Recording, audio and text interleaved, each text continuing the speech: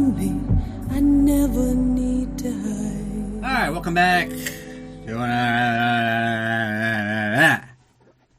with your host, James St. John Smythe, and today we'll be discussing the 1981, I think that's right, Bond film, For Your Eyes Only. Roger Moore's fifth outing as Card since Jimmy. But first of all, how are you? How have you been? It's good to hear from you, good to talk to you again. It's been a while. What am I drinking today? I teased it a little bit last time. It's the breakfast martini. Now you're intrigued, aren't you?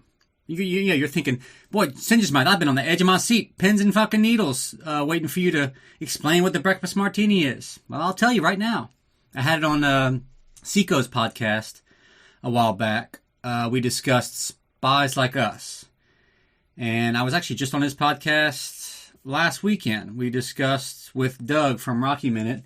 We discussed Conan the Destroyer. I don't recommend that movie, but I do recommend the podcast. And I recommend the entire network. We have new shows on there. I mean, they're not better than this show, clearly, as you can see from the early onset of this episode. Can't beat this entertainment. But if you do want to look into a show that you get maybe more than once every 6 months, we have some sort of Bruce Willis podcast. It only covers his shitty movies. I think that's the synopsis. If I'm getting that wrong, then, sorry, what do you want me to do?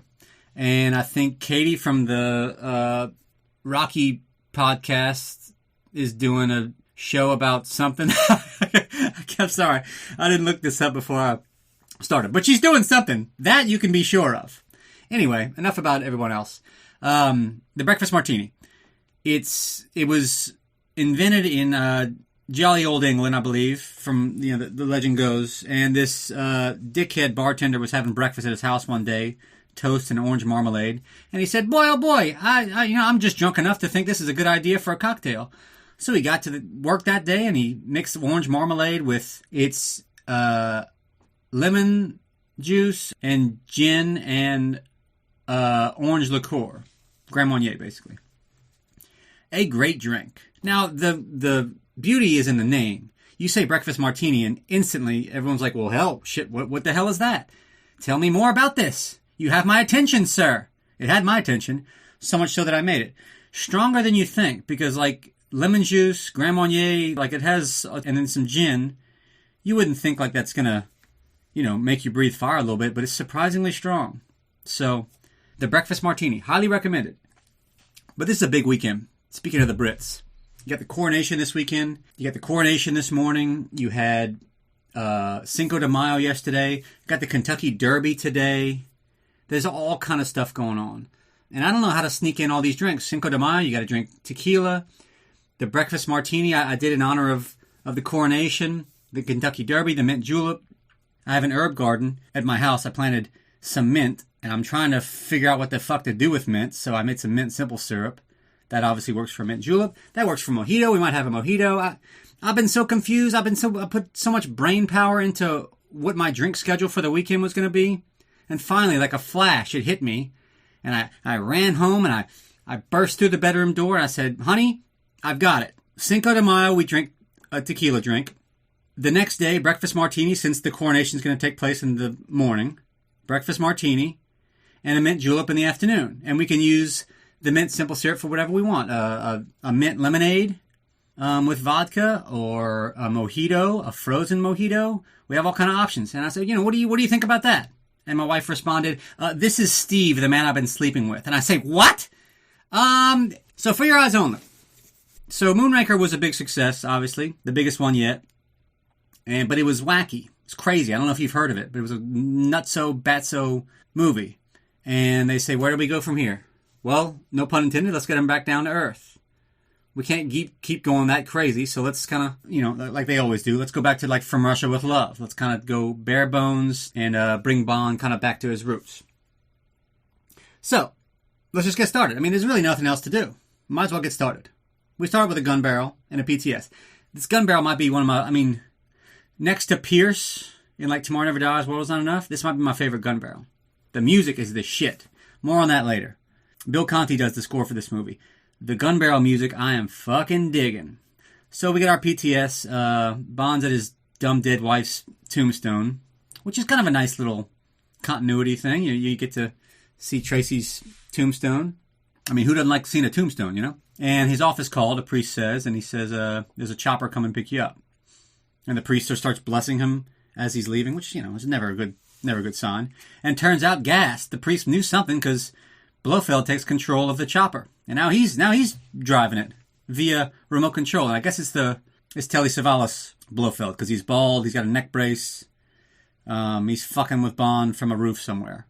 So he's doing all these tricks with Bond. He's fucking with him. He's talking shit. He's just showing off, really. Throws him through a tunnel. And Bond finally, checks out where the wire's coming in and fucks that up and takes control of the chopper. Picks up Blofeld as, he's shagging ass on his wheelchair trying to get away, which is just always fun. You always like to see a crippled person running away from somebody. But they can't run, can they? They can just wheel away. That's all they can do. So Bond picks him up, throws him down this mine shaft. Or I don't even know what he throws him down. And that's when we get our famous line among Bond fans, I'll buy you a delicatessen in stainless steel, which we're just not clear on what that means. But he does say it. And Blofeld apparently is dead, I guess. But this is what happens when you dick around for too long. You had him right where you wanted him. I know this is a Bond trope, but you kept talking shit, throwing him around everywhere. Kill him, man. And this is what happens. And he's credited as a question mark in credits because they couldn't use the Blofeld name technically. Hey, that's an early fun fact. That's a PTS fun fact. PTSFF. So you're welcome for that. Yeah, not a bad pre-title sequence. It has nothing to do with the plot, I guess, other than the whole revenge thing. And Blofeld killed his wife, so he wants revenge. But I don't know if that was intentional or not. It's just weird. It's weird timing to go back to Tracy at this point. I mean, this is Roger Moore's 5th movie. This is our 6th movie since On Her Majesty's. It's weird. But whatever. I guess it's fine. The helicopter chase is kind of cool. Or it's not really a chase. It's just a helicopter flying around. So I guess now that I say that out loud, it's not that cool. So whatever. Bottom 10 of pre-title sequences. It's all right. Not bad. And we cut to our title sequence with our title song by Sheena Easton, For Your Eyes Only. Not my favorite. It's one of my least favorites, actually.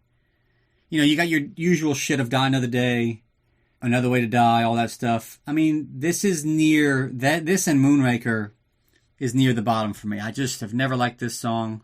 But hey, here's a fun fact. Sheena Easton is the only singer to appear in the title sequence. She appears in it. So, I mean, I'm not sure if that's a fun fact, but it's a fact. I just said it. It's a fact. So, And she was the youngest Bond singer until Billie Eilish. Again, not sure if that's a fun fact, but it is a fact. You can look it up. My notes rarely lie. So we cut to the movie, and this ship that holds the ATAC, Automatic Targeting Attack Communicator, just the MacGuffin of this movie. And it orders their submarines to launch ballistic missiles. That's sunken. That's not good. So the British need to get it back. They're shitting their pants. And Gogol finds out that the ATAC's on the bottom of the sea somewhere. Gogol's with a dime piece, by the way. And he wants the ATAC too, if it comes on the market. And Gogol, by the way, is really, he's just comfortable in his job at this point. It's his 3rd movie. He gets his pick of the litter from the secretaries and any of the staff. This is Mother Russia in the 80s. I mean, he can do anything he wants. And when I say anything, I mean anything. And he is doing anything he wants. And he says, sure, if it comes on the market, I'm down. I need the ATAC system too. And he contacts his man in Greece. And we cut to Greece. To a fellow by the name of Havelock, who was contacted by the British to find the sunken sub. Hey, man. We lost some pretty valuable cargo, and we need to find it, and I mean now. So Hector Gonzalez drops off their daughter, Melina, and then Hector drives off, and he flies back and shoots him up and drives away, and oh my goodness, this girl's parents are now dead. And you want to talk about confidence, by the way, Hector Gonzalez. He just makes one pass in that plane and just assumes he killed both of them. That's kind of hard to shoot that accurately 2 little dots in the sea and get him on the first pass. His boss is like, did you confirm the kill? No, but I am an incredible shot in this plane, so we are moving on. So Bond meets with Freddie Gray and Bill Tanner. meets Moneypenny before. She's looking a little bit long in the tooth. This might be the first movie where you're like, okay, perhaps we look at casting a new Moneypenny. That hairstyle is just not doing her any favors. Of course, poor Lois Maxwell, man. Like, she had to keep up with these crazy good-looking men for like 25 years. It's kind of not fair. I mean, you're not going to look as good as Roger Moore and Sean Connery. She's aging like you're supposed to age. And this is like the 80s, you know, so like, she hasn't had any work done. Like now. Now you see like these 60 and 70-year-old women, it's like, to the naked eye, like on the first glance, you're like, oh wow, they look very good. They're a good-looking older woman. And then like you really look closely at them and you can see like the face under the makeup. And you're like, oh wow, that's a grandmother. Never mind. That's really spooky and creepy, and I don't want anything to do with that. But you don't have to look twice at Lois Maxwell. You just know right away she doesn't look that great.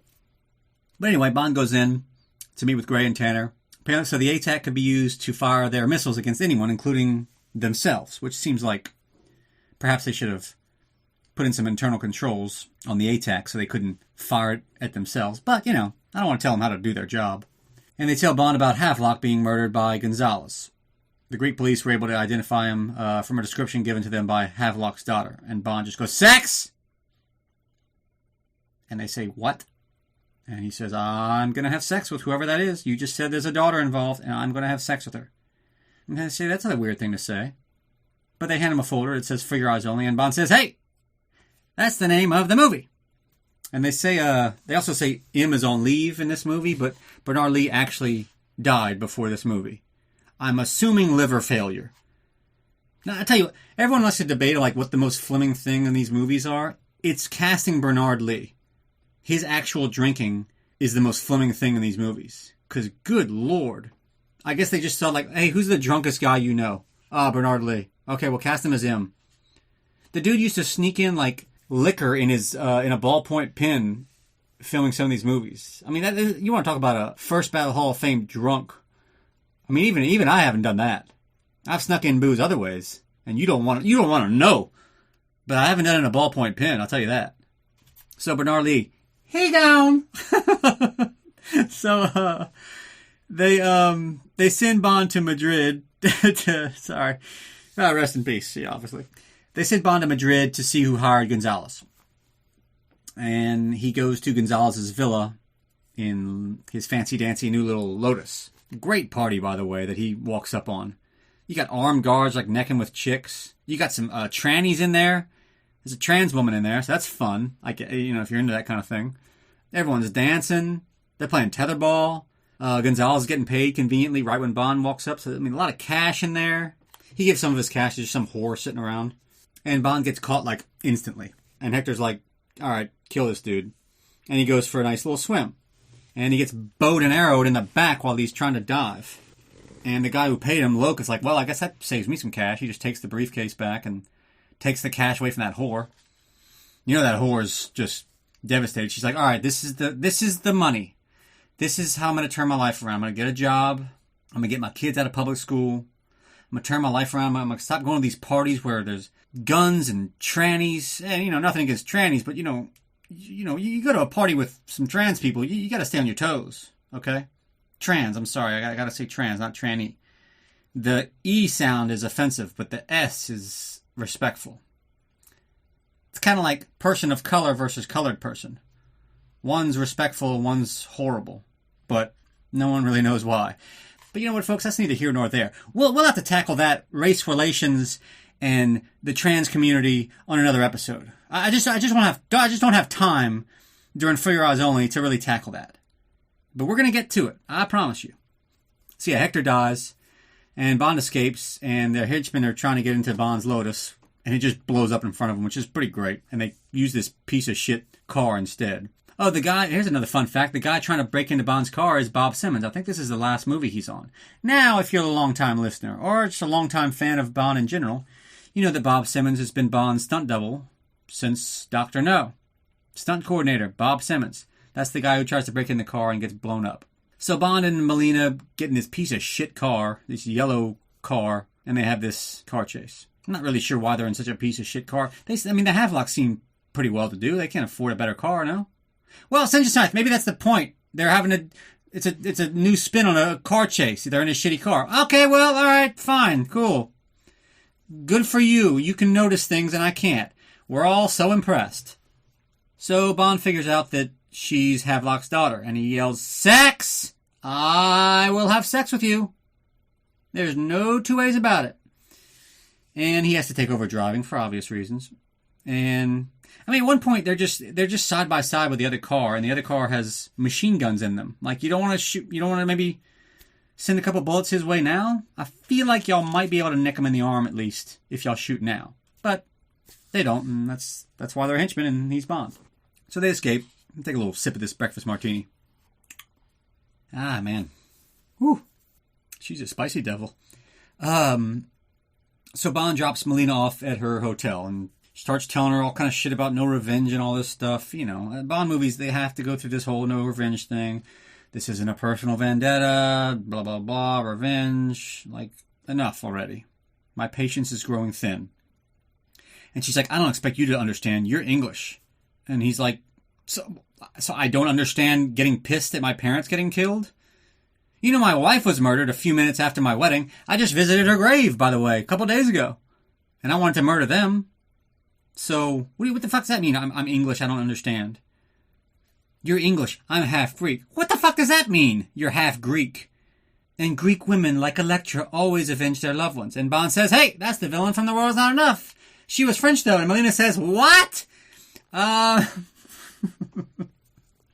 Sorry.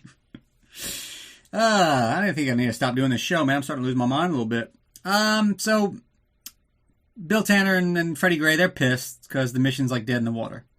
You were meant to question him, not to have Miss Havelock kill him. It's like, well, how the hell? She was hidden in a tree when I got there. How the hell was I supposed to know this? And Bond's like, if you look at page 2 of my report, I saw someone paying off Gonzalez. And of course, you know, Gray's like, oh, I didn't go past the first page. There's more? And he's like, this was for Havelock's murder. And Freddie's like, I don't understand. I don't follow. Like, what do you mean you don't follow? You told me to go to this place to see who hired Gonzalez. I saw a man paying Gonzalez. Let's just assume that's the guy who hired him. And I put that in my report. So that's the guy who hired him. I found him. I don't follow. What are you, retarded? That guy. That's the guy we're after. Stupid. Big stupid man. Why y'all dumb and stupid? Big stupid. That's what Bond says. And Freddie, you know, there's no comeback to that. So Bond and Q use the identigraph to get the guy who paid off Gonzalez. His name is Loke. And, you know, you got the usual Q lab. You know, you got the cast hitting people and stinging in the rain and all this stuff. It's kind of a little silly. Way too easy to identify Loke, by the way. Like, right off the bat, he's like, blue eyes. Like, how the fuck you know he has blue eyes? You're like 100 yards from him. The picture already looks like Loke to start. They're cheating right here. And he calls Tanner after that to say they have the man and knows where to find him. And Tanner's like, okay, great. Try not to muck it up again. Dude, fuck you, man. What's with the attitude? Y'all didn't even read my report. Y'all had no idea I even had the guy. I went to Q, identified him. We know where he is. Y'all didn't even do shit. I don't appreciate the attitude, bro. You're not even him, okay? So, I don't need to put up with this shit from you. But Bond doesn't say any of that. I said it. But he should have said it. So, he goes to find Loke in Italy. And meets Luigi there, who's his contact, who brings him to Cristados. Cristados spends a few months a year in his chalet. Now, you want to talk about when you know you've made it in life? If you spend a few months a year in your chalet somewhere, you've made it. It's over. Retire, prop your feet up. Anytime you get a chalet, I've also said anytime you get to name your house, like Palmyra or whatever, Palmyra in Thunderball, if you name your house, you're done. You've made it. So that's what Cristados was doing. And Luigi's such a shitty contact, by the way. He's saying like all these great things about Cristados and how he's an honest guy and he's great. And like, he's the villain of the movie. Spoiler alert. Dumbass. You couldn't have figured any of this stuff out? So he goes to meet Cristados, who's watching Bibi skate. This stupid fucking girl that I don't know why is in the movie. And what do you know? Loke is there. He's just conveniently watching them. Bibi, the ice skater, wants to know immediately, like, if Bond's going to escort her to the biathlon. And Bond's like, I don't know, man. I can't be dealing with underage women. That gets pretty hairy.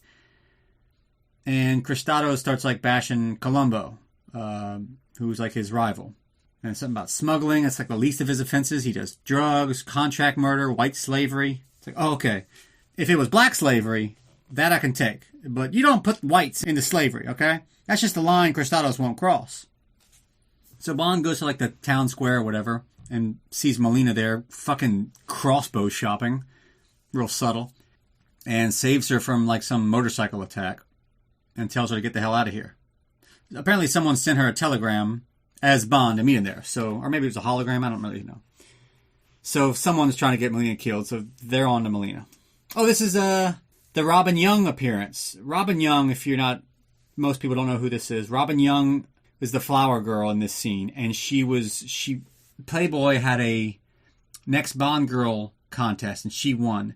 And I follow her on Twitter and a lot of fans like interact with her.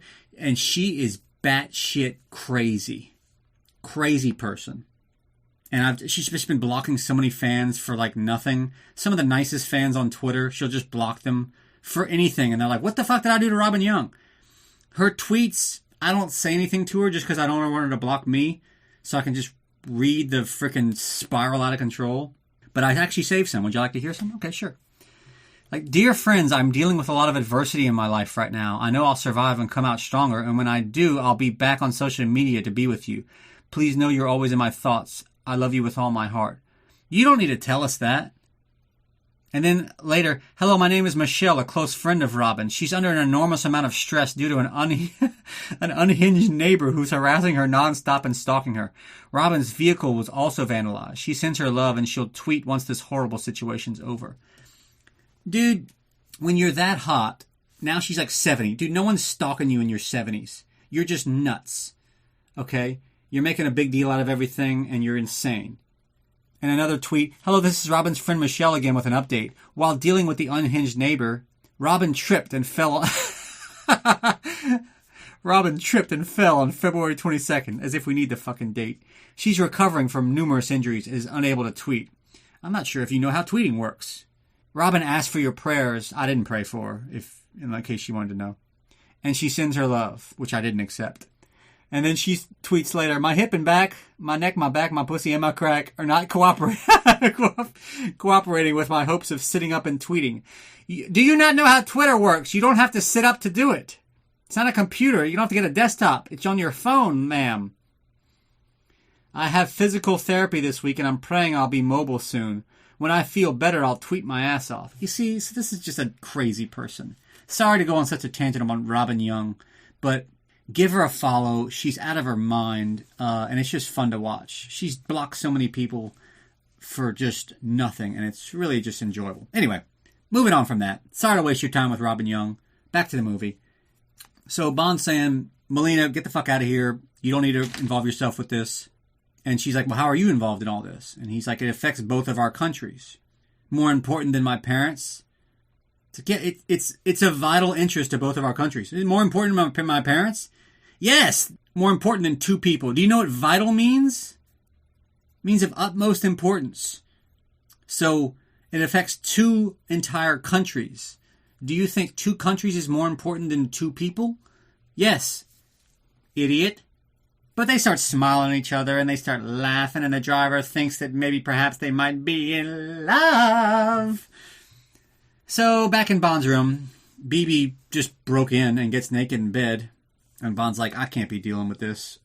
You get your clothes on and I'll buy you an ice cream. I wish Bond would have just looked at her for a while and just said, fuck it. Maybe I won't get in trouble, right? She's just begging for it. So yeah, he tells her to get lost because this is weird and you're like 16. So they go to the biathlon.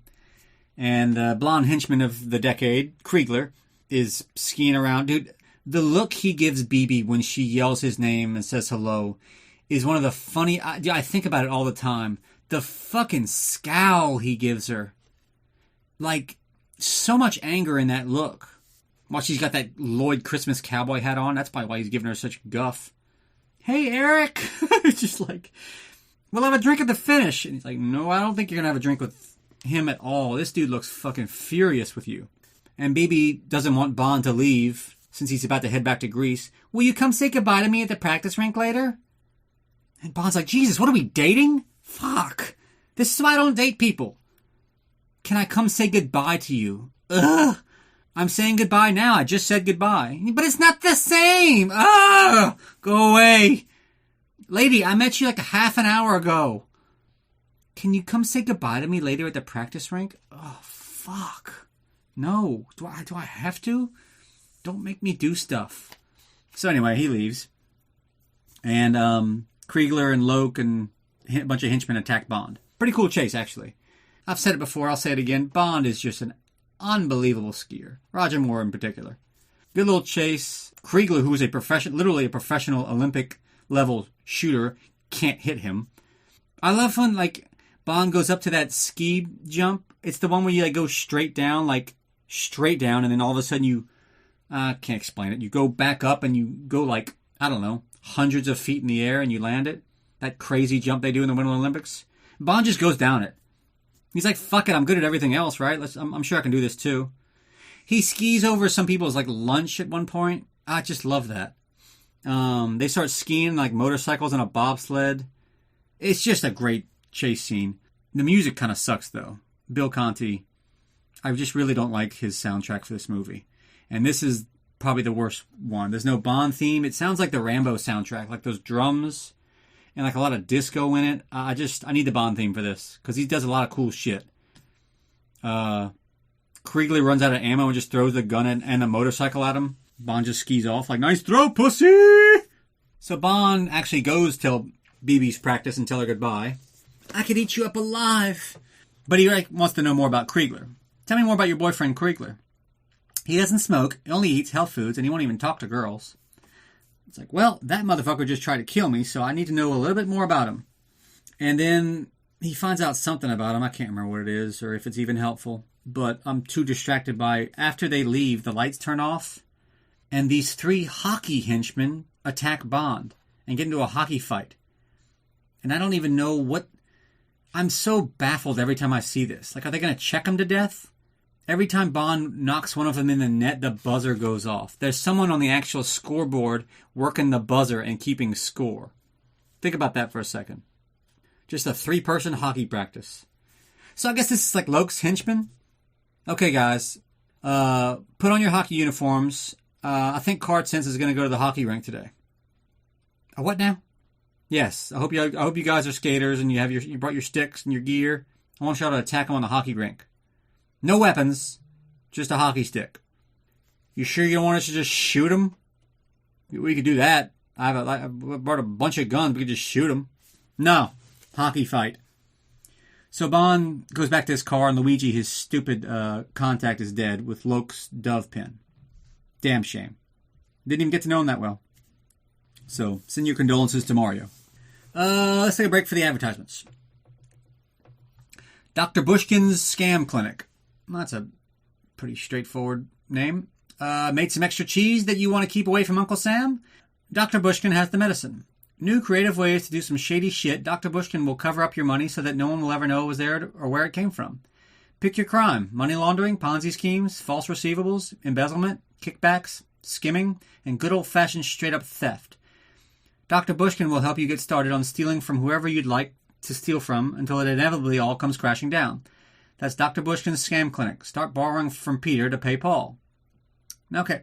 Well, at least, coming from my place of white privilege, ooh, I love me some white-collar crime, you know what I mean? You don't get in trouble for it. You go to a minimum security prison.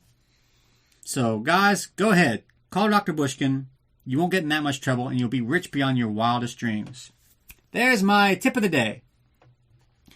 Bond news. We have no fucking Bond news. Stop asking me. It's enough already. You're just going to make me mad.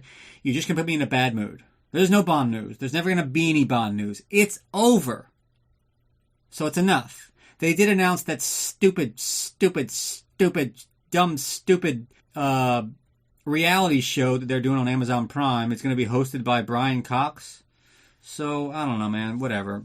Do with that information whatever you'd like. This concludes the Bond news portion of this podcast. This breakfast martini's treating me right, guys. And girls. So, Bond goes to Corfu with Melina to find Columbo. And they go to the casino right away. Playing this fucking dope with crooked eyes. And he's an idiot. And I don't like him. He's just losing his ass off. And his stupid lady comes up. You're perspiring, Bunky. He's like losing big, but like still puts up a huge bet. Only half? Where's your courage, Bunky? Bitch. Easy for you to say. And of course, Roger Moore's a gentleman. So like, he says, courage is no match for an unfriendly shoe Contessa. And like, throwing logic her way just doesn't register. She's like, I don't even know what you just said. Why are you talking back to me? I'm too good looking.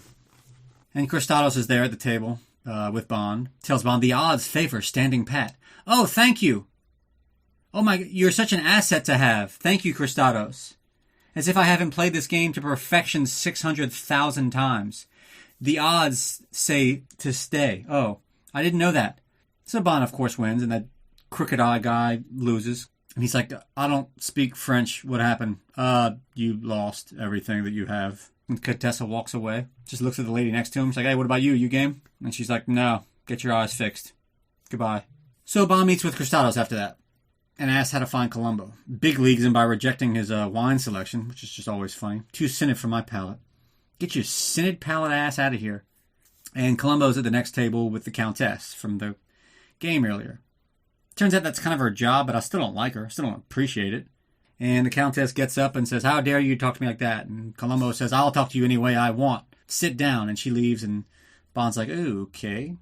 Might have a little in here. Well, what are you going to do? Well, I'm just going to bang her. That's kind of my go-to, not only my go-to move, it's kind of my only move. So I'm going to go bang her to get some information from her.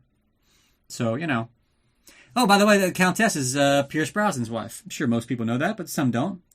Pierce Brosnan's first wife before his beloved Keeley.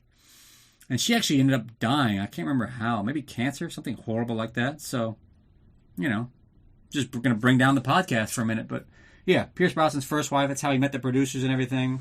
And everyone was joking on set about, oh, okay, this is going to be the next Bond.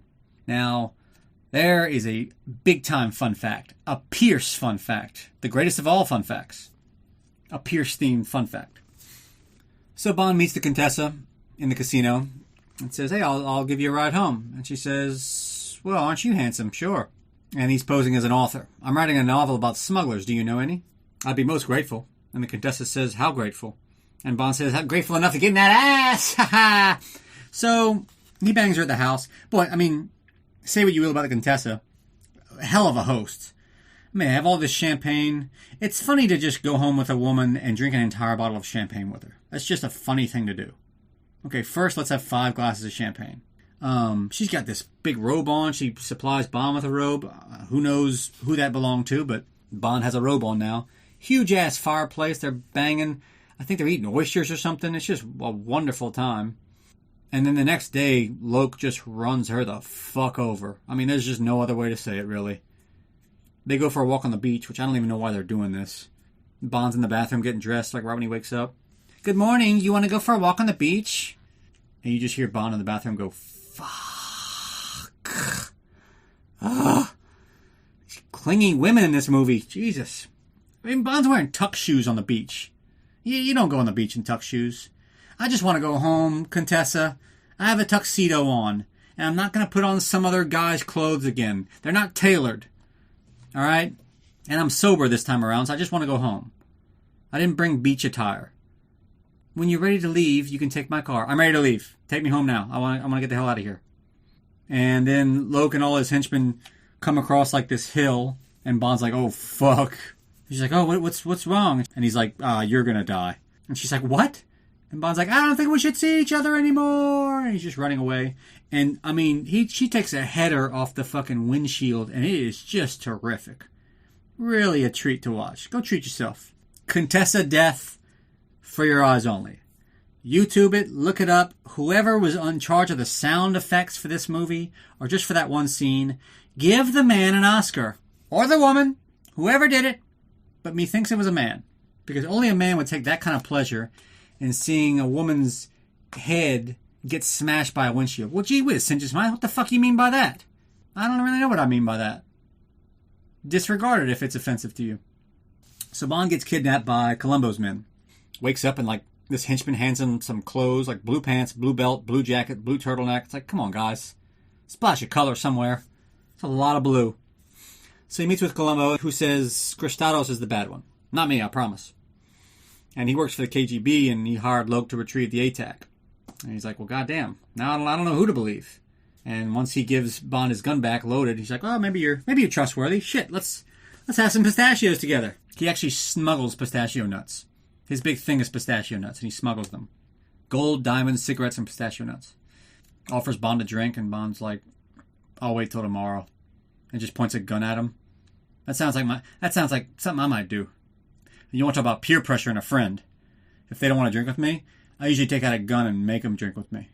Then they hop to pretty quick. They start drinking real fast. And so does Bond. So that night they go to Loke's and attack Loke and all his people. And they just like end up blowing up the entire place. It's like, you know, I guess it's a cool enough shootout. Columbo's throwing pistachio nuts all over the place. I don't even know why he brought those with him. I think I talked about this last time. Like if he'd have forgot his pistachio nuts, how pissed he'd be. Like he's just lost without his pistachios. Just on the ship randomly on the way over there. He's like, shit. What? What's wrong? I forgot my fucking pistachio nuts. God damn it. Turn the boat around. He's like, we can't. They're there. We have to. Well, oh, God damn it. The rest of the trip, he's just moping like, shit. Fuck. Just pouting. I'm lost without my pistachio nuts. So Loke escapes from this, and Bond runs him down. One of the most iconic shots of Roger Moore in that under that bridge. He shoots Loke. Loke's teetering on the edge of a cliff. But Bond, he's like, I've had it with your shit 4 eyes. Just kicks him off the fucking cliff. The coldest kill for Roger. Gives him double birds. He had no head for heights. He'll never be the head of a major corporation. I don't think he ever talks, does he? Loke? He was scary. Not a bad henchman. Roger actually didn't like this at first. He thought it was too, cold for Bond to do. Which I'm glad he got overruled on that, because I love this scene. So Loke, he gone. Meanwhile, Bond and Melina get the ATAC from the wreckage. I can't remember how they figured out where to go. But they figured it out, and I congratulate them for that. They're about to go diving, and Bond's like, the air will be useless at this depth. We need a special mix of oxygen and helium. It's like, how the fuck do you know that? What are you, a marine biologist? They got those big yellow suits on. And Bond says, hey, these look like the Moonraker crew outfits. And Melina says, what? And Bond tells her before they go down there, conserve your gas supply. Speak only when necessary. That's just a creative way for a man to tell a woman to just stop talking so much. And then Bond, right after that, is just out loud, just saying everything he's doing. Reading the instructions out loud to the ATAC disassembly. Screwdriver, please. Shit, I need a Phillips head. It's like just wasting all kind of oxygen. And then she yells James when there's a henchman that comes attack him, but he's like, stop talking, conserve your gas, and I hate listening to you. So they have this slow motion fight with basically the Michelin Man, which is just ridiculous looking. And he ends up cutting her gas line, which is actually the quickest way to lose oxygen. And yeah, they blow that dude up and they got the ATAC. Actually, here's another fun fact. Boy, I'm full of fun facts today, huh? They didn't film this underwater. They did the exterior shots and stuff, but the close-ups of Melina and Bond, they just had fans on them and filmed it in slow motion. And once you see it, you can't unsee it. Oh, really, St. John Smythe? Because we're just always watching For Your Eyes Only. And now we won't be able to watch it the same, huh? Well, you know what I mean.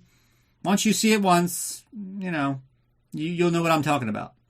Anyway, so they bring it back up to the surface. Bond, bumps into some underwater temple. Careful, James, it's 5,000 years old. Bond's like, I don't give a fuck about the Greeks. And they get up to the surface, and Kristatos just happens to be there as well. And he says, dang, that was lucky. And they tie them up, and they're going to throw him in the water to drag him by boat. They bind up Bond's wound. We don't want blood in the water yet. And Melina's like, murderer. And he's like, yes, I am a murderer. What is your point? Did you think I didn't know I was a murderer? Did you think I'd see the error of my ways now that you called me a murderer? That was dumb. Talking about wasting oxygen. Shouldn't have said that, stupid. Oh, this shirt in this scene? Another fun fact. I'm not even going to make a big deal out of it anymore. I'm throwing so many fun facts your way. The shirt in this scene cost $375 online. It's a t-shirt. I'm wearing a t-shirt right now. It's a V-neck. The V-neck t-shirt he's wearing in the movie, same color as the one I'm wearing. I paid, I think, $30 for this one. It's $375. It's a t-shirt. If you buy that, you're an asshole. I mean, forget you have the money or not. You're just an asshole if you buy that shirt. I'm sorry. It's just a fact. $375 for a t-shirt. So Bond finds a way to get free from the thing. He starts cutting the rope on some coral or whatever. One of the henchmen, meanwhile, just falls in and gets eaten by a shark. And Cristato's like, leave him. We don't have a medical staff on board, and I don't want to fill out the paperwork. So then once Bond gets free, they're like, the sharks have them now. Let's go. It's like, dude, you don't want to confirm the death. You don't want to put some scuba gear on and, go check it out. You think the sharks have them? The sharks have them. It's lunchtime after all. All right, how about this? We go get lunch, and we're gonna come back. I'm gonna come back myself, and I'm gonna check. I'm gonna make sure. Promise. But I am hungry. Let's go get lunch.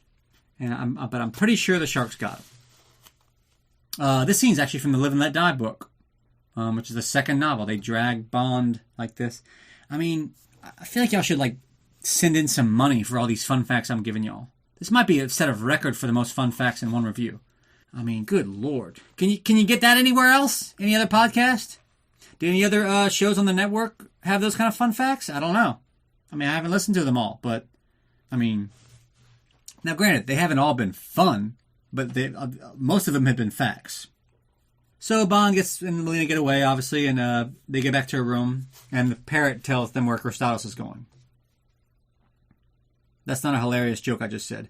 The parrot that belongs to the Havelocks, he just repeats everything he hears, so Saint Cyrus, Daytac, whatever. So now they know where to go because of the parrot.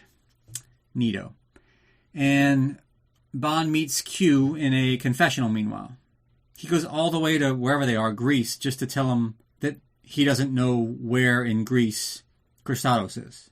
It's like, y'all don't have phones in the UK? You could have just told me that on the phone, that you don't know where he is. And Columbo tells him where he is. Oh, hey, another fun fact. Jesus Christ.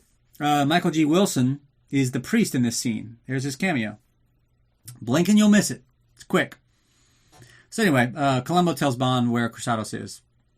And Q, I don't even know. I guess he just has a vacation after that, because there's no reason for him to go over there. And Bond teams up with Columbo and his men on Kristatos' mountain. And Columbo's like, we should have brought more men. And Melina's like, James is counting on surprise. Okay, then we surprise them with a bunch of men. That's pretty surprising when you're just hanging out and 50 men just storm into the room. Why do we have to have a small amount of men for the element of surprise? We're only 5 men and 1 woman. As she takes someone else's crossbow, the dude next to her is holding a crossbow. And Columbo says, we're only 5 men. It's just 1 and 1 woman. Takes the fucking dude's crossbow. That doesn't belong to you. Excuse me, ma'am. I don't know who you are or why you're here, but that's my fucking crossbow. So let me guess. You didn't bring a weapon to this. Is that what you're saying? I have a gun in my pocket. I have a knife. I didn't come up empty-handed. You just didn't bring anything, and now you're taking my crossbow. Cool. I guess you can have it. So we cut to Kristatos' mountain inside. Bibi's practicing. What are we doing in this creepy place? Which is not a bad question. She's a figure skater. And all of a sudden she's on top of a mountain in Greece. And it's just hot. And she's just doing stretches. And Kristatos comes in and is like, hey, good news. We're going to Cuba. And they're like, what the fuck are you talking about? And he's like, ladies, I'm a Bond villain, okay? And it's the 3rd act. And I got to keep moving because they're hot on my tail at this point. So we're getting our goofy asses to Cuba. And I don't want to hear another word about it. I want to win the gold medal. We all want that. And Bibi's like, I know what you want, and you're too old for me. And Kristatos must be like, well, god damn it. I'm not going to get the banger at the end? Why the hell do you think I put this much time into sponsoring a skater? Why is he paying for all this, by the way? All jokes aside, why is Kristatos even sponsoring a figure skater for the Olympics? Who cares? He's a Bond villain. He's got billions and trillions of dollars in his mind. Why is he sponsoring a skater who's annoying? So he's pissed that he can't bang her and blames the coach. I will deal with you as I deal with everyone who betrays me. Excuse me? That was a hell of a turn. Where'd that come from? And he's like, yeah. Maybe you didn't hear me earlier, but I'm a fucking Bond villain. And I say diabolical shit like that you don't even know what it means. I'll deal with you as I deal with everyone who betrays me. Jeez, are you going to kill me? I didn't even turn her against you. Yeah, well, I don't really care. Get a little irrational at this point in the movie. Getting some lesbian vibes from that coach, by the way. Does she want to bang Bibi? I'm not really sure. You know, that's just a little side note. That's something for you as the listener to just kind of let that marinate. You know, maybe her sexual orientation is for other women. Maybe she's kind of into Bibi. She's underage, though, so she might be a sex predator. So keep your eye on her. So Bond scales the mountain, and his henchman, kicks off one of his little nails or whatever. Right when Bond drops, Melina drops her fucking crossbow. Sorry, drops someone else's crossbow. And the henchman next to her is just shaking his head like, bitch! And she's like, what? What's my fucking crossbow? It's fine. It's not fine. There's a goddamn scratch on it. I see it right there. That scratch was already there. No, it was not. It's brand new, and you took it from me, and now you dropped it because someone fell. And there's a scratch on it that was not there before. And I intend to be fully reimbursed. Columbo, there's a scratch on my crossbow. And I don't like Melina, whoever this girl is. So, this is actually a hell of a stunt, by the way. Bond, climbing back up with that rope. I have no idea how he's doing it, but slowly climbing back up the rope on the side of the mountain as the henchman is knocking away all his nails off the mountain. It's pretty cool. But he's also a fucking idiot. Just wait until he gets up and shoot him in the head. But the henchman has to, get his shine on, and Bond throws a fucking dagger in his heart, which is just great, and he falls to his death, and it's wonderful. So they get inside, and Gogol is approaching from a helicopter for the ATAC, since Cristados has it. Melina's they're storming the mountain at this point, Columbo and Bond and all them. Melina's caring for the henchmen and stuff, caring for their wounds. Lady, these are henchmen. Do you have any idea what they're capable of? Some bad hombres. I don't care for a henchman. And the guards are, right when they get there, the guards are just sleeping, in their bunk beds. It's the middle of the day. Get up. What time is it? And Bibi's like, Jesus Christ, what is happening right now? I thought I was just a figure skater. And she goes to Cristados, and he's like, where's Brink? Go back to your room. You can go to hell. And just smacks the ever-loving piss out of Bibi, which is just always fun. And then right after that, Kriegler smacks the shit out of Bibi. Now, you know that one hurt. I mean, Cristados is an older man. I mean, I'm sure it hurt. But Kriegler, it's an Olympic athlete. This dude is jacked. He's been waiting to do that slap the entire movie. Just smacks the shit out of her, rubbing her face like, oh, I don't think I like it here. I think I need a new sponsor. And Bond comes in to fight Kriegler, and Cristados could just give a shit about them fighting. He just looks at him for a while and just slowly walks away. And Bond ends up killing Kriegler, something with a rock over his head, and he uses the weight against him. I don't know, but Kriegler's dead. Thoughts and prayers.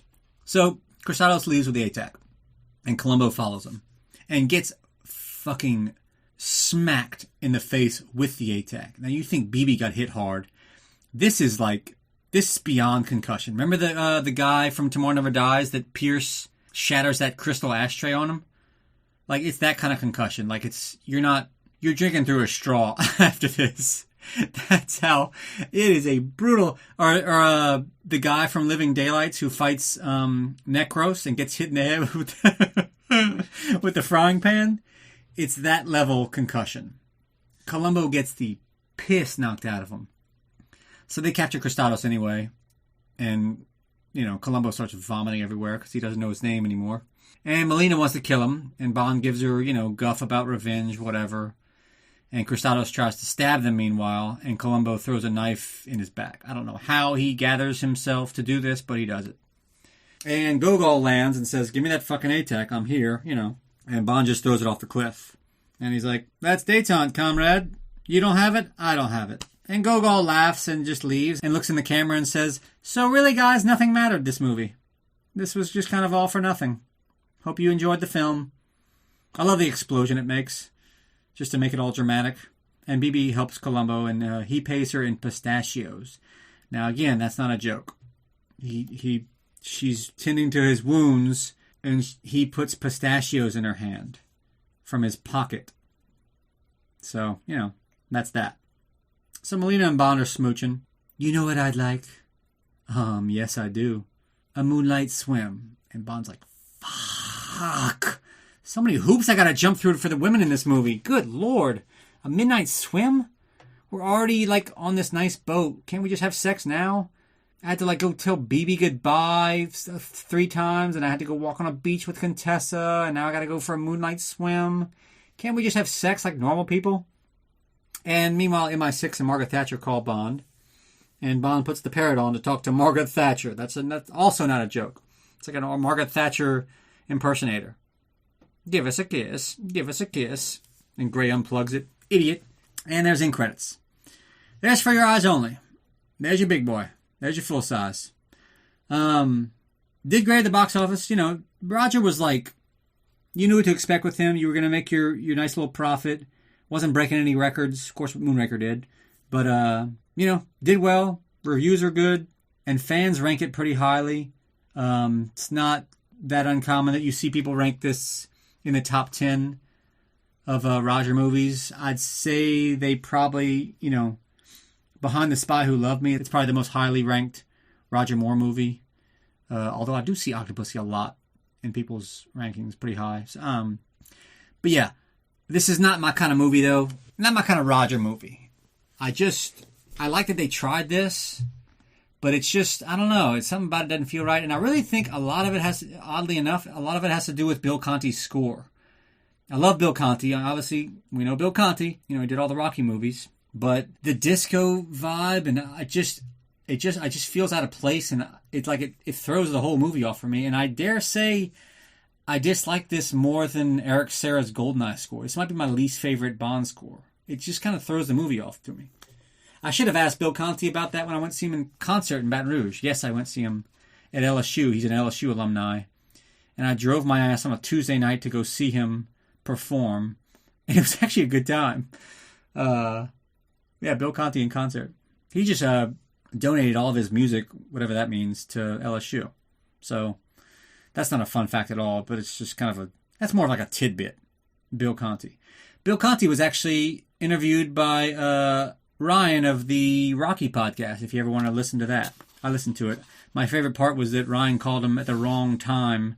He was an hour or 2 late, so Bill Conti was already pissed at the beginning of the interview. That made me chuckle. That's a nice way to... So you're already nervous before you even get a question in. So, Bill Conti, he can suck it for this movie, but not for anything else he's done. Very underrated Bill Conti score. Rookie of the Year. Great score, Rookie of the Year. Anyway. But yeah, For Your Eyes Only, I think it's, it's the bottom... It's in that bottom quarter of my ranking. It might be number 20 or something. I don't know. I just never have liked it. I never watch it. I always say Saturday is for Roger Moore. You pop on a Roger Moore movie, you're good. Except for Your Eyes Only. This is the only movie, I just never watch it. But I tell you though, I always look forward to watching it because this is just not a movie I'm familiar with. So it always feels new. Does that make sense? But yeah, it's alright. Kristatos is such a forgettable villain. Kriegler's okay. Loke, I actually enjoyed a lot more than usual. The no-speaking henchman, I like that. Melina's not a bad Bond girl. Bibi's annoying. I don't know. I think it was just the tone with Roger threw me a little bit. The score threw me off a little bit. I don't know. It's just not my favorite. So, there's For Your Eyes Only. I'm just finishing up my breakfast martini, and I'll go have a mint julep after this. So don't worry. Just because I had a little baby recently, I have to stretch these things out a lot. One drink every couple hours on a Saturday when I have a podcast to do. And now you're thinking, well, goddamn, Ginger Smythe, it's the Drunk Bond podcast. You have a kid now, you still going to get drunk? What the hell? Hey, don't worry about me, okay? I'll have my drinks. I'll get drunk, all right? You just worry about you. Last New Year's Eve, I punched an old woman? Oh, don't talk to me about drunk. And with that, we'll see you next time. I think I'll be doing maybe You Only Live Twice next time. I've kind of been in the mood for that. Or we'll just keep going Roger. We'll go Octopussy, Vito a Kill. Not really sure. What else do I have? Fuck, I still got Skyfall and Spectre, too. I don't want to watch Spectre. Oh, don't make me watch Spectre. All right, we'll see you next time. So long.